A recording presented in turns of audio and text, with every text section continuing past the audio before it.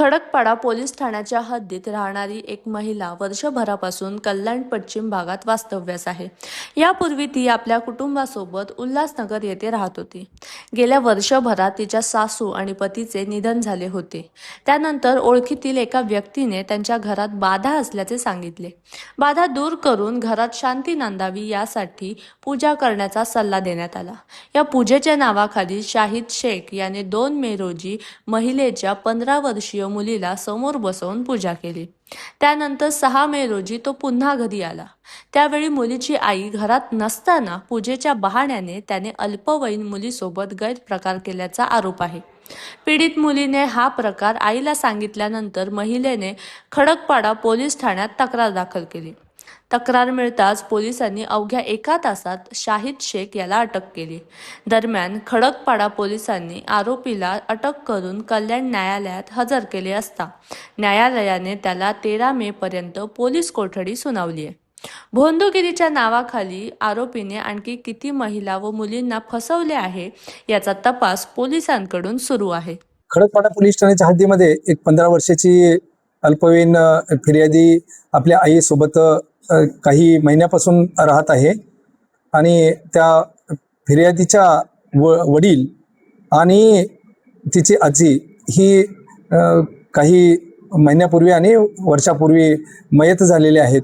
त्यामुळं तिच्या घरामध्ये काहीतरी बाधा असावी अशा प्रकारचं त्यांच्या आईच्या ओळखीचा जो आरोपी आहे याच्यातील 78 वर्षाचा त्यांनी सांगून घरामध्ये पूजा अर्चा करावी लागेल अशा प्रकारचा बहाणा करून घरामध्ये येऊन दिनांक 2/5/26 आणि 6/5/26 रोजी घरामध्ये फिर्यादी मुलीची आई नसल्याचा गैरफायदा घेऊन त्यांनी त्या मुलीचा विनयभंग करून दुष्कर्म केलेला आहे। त्या अनुषंगानं खडकपाडा पोलीस ठाणे या ठिकाणी 234/2026 अन्वये BNS कायदाप्रमाणे गुन्हा दाखल केलेला आहे। त्याचबरोबर पोक्सो ॲक्ट सुद्धा लावलेला आहे। आपण त्यामध्ये जादूटोणा प्रतिबंधक ॲक्ट याप्रमाणे सुद्धा कलमाची त्या ठिकाणी वाढ करण्यात येऊन सदर आरोपीला अटक केलेली आहे।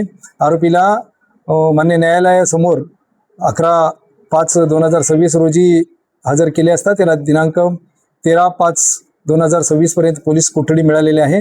सदर गुन्ह्याचा तपास महिला पोलीस निरीक्षक शीतल बामणे या करीत आहेत।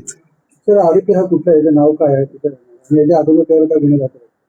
आरोपी राहणारा हा अंबरनाथ आणि उल्हासनगर 3 या ठिकाणी राहतो। आरोपीचं पूर्व इतिहास अद्यापपर्यंत गुन्हे दाखल असल्याची माहिती अप्राप्त आहे। त्यामध्ये तपास चालू आहे। आरोपीचं नाव आहे शाहिद मोहम्मद वाहिद शेख 78 वर्ष असं नाव आहे।